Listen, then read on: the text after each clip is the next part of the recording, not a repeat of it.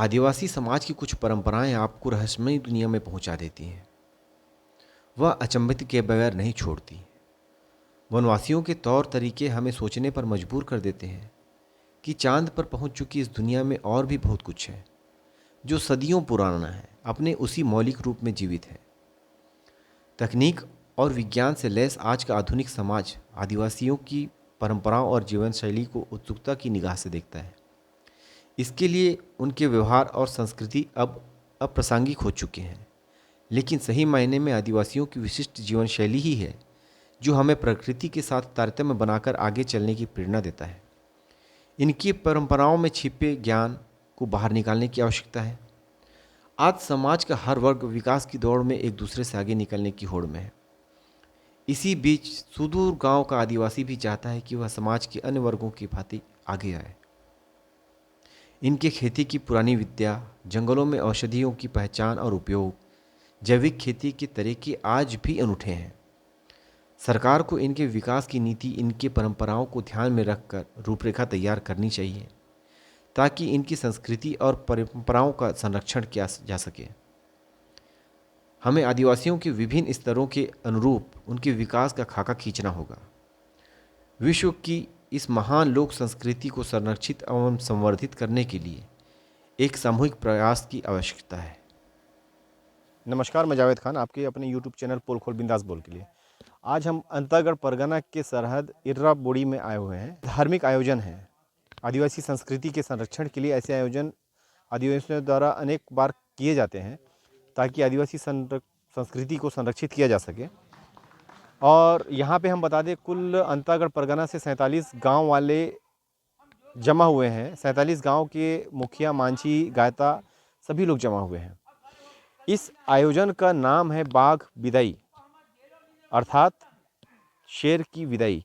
शेर की विदाई से अर्थात ये कहा जा सकता है कि जो क्षेत्र में आपदा आती है उस आपदा को दूर करने के लिए, जैसे राहु, इनके अनुसार जो राहु केतु के जो दोष होते हैं, जो ग्रह दोष होते हैं या बाहरी विपत्तियां जो इस परगना में आती हैं, उनको ससम्मान विदाई करने के लिए इस कार्यक्रम का आयोजन किया जाता है, जिसमें बाघ अर्थात शेर की विदाई पूर्व समय में जब जंगली जानवरों की बहुआयात थी, जंगली जानवर क्षेत्र में बहुत ज़्यादा थे, तो उनको ध्यान में रखकर इस कार्यक्रम का आयोजन किया जाता था ताकि वो ग्रामीणों को नुकसान ना पहुंचाएं।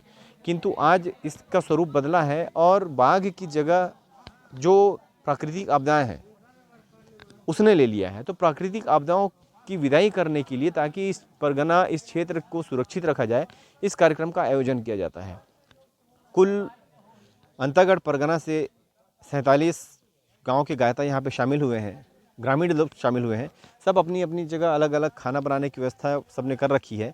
ये पीछे हम जो देख रहे हैं, देवी देवता यहाँ पे शामिल हुए हैं। अंतागढ़ क्षेत्र के पूरे देवी देवता भी शामिल हुए हैं।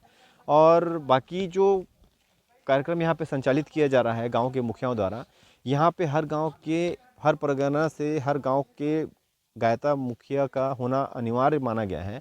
इसलिए एक रजिस्टर है और रजिस्टर में इनकी गिनती हो रही है कि किस गांव से कौन कौन आया है और कौन नहीं आया है। हम आपको इस कार्यक्रम के बारे में, इस आयोजन के बारे में विस्तृत जानकारी यहाँ के समाज के प्रतिनिधियों से जानकारी लेकर उनसे बात करके बताने की कोशिश करते हैं।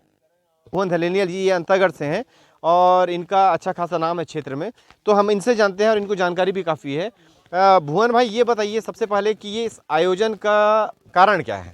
इसका मुख्य आयोजन का एक कारण है कि इसमें पहले बाघ के समान यहाँ पूरा हमारे परगना में पूरा राहु केतु आता था, सुने, तो इसलिए पूरा परगना पहले 50-100 साल के पहले पूरा सियान लोग पूरा देवी देवता को पूछे क्या करना है इसके बाद। नहीं तो क्या है, अचानक ये टीपागढ़ से उठता था ये बाघ राहु केतु, इसी के ऐसे पूरा देवी देवता को सब लोग पूछे कि तो इसलिए यहाँ बाघ बिदा हम लोग इस परगना के, हमारे अंतागढ़ परगना के लास्ट सरहद है ये इर्रा बोड़ी, वहाँ इनके पूरा विधि विधान से पूरा पूजा व ये सब चीज़ देते हैं।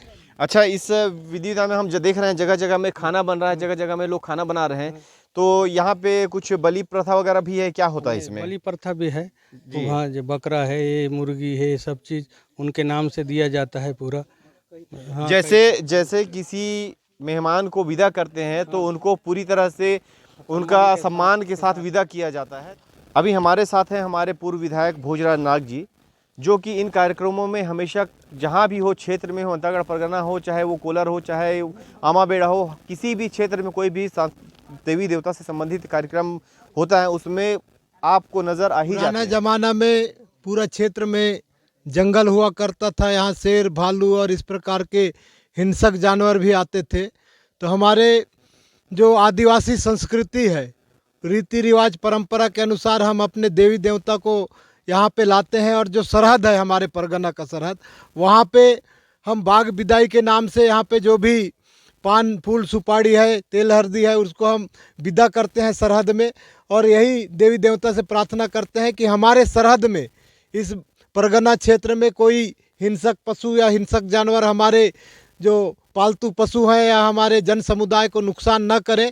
इस प्रकार से हम आदिवासी संस्कृति में प्रकृति को पूजा करने वाले हैं। हम पेड़ पौधे को, नदी नाले, पहाड़ पर्वत के साथ साथ यहाँ के जितने भी जंगली जानवर हैं या पशु हैं, उनको भी हम देवी देवता के रूप में पूजते हैं, और उनको ये प्रार्थना करते हैं, सेवा देते हैं, विदा करते हैं कि हमारे सरहद में किसी प्रकार की, इस प्रकार की दुर्घटना, प्राकृतिक आपदा ना आए।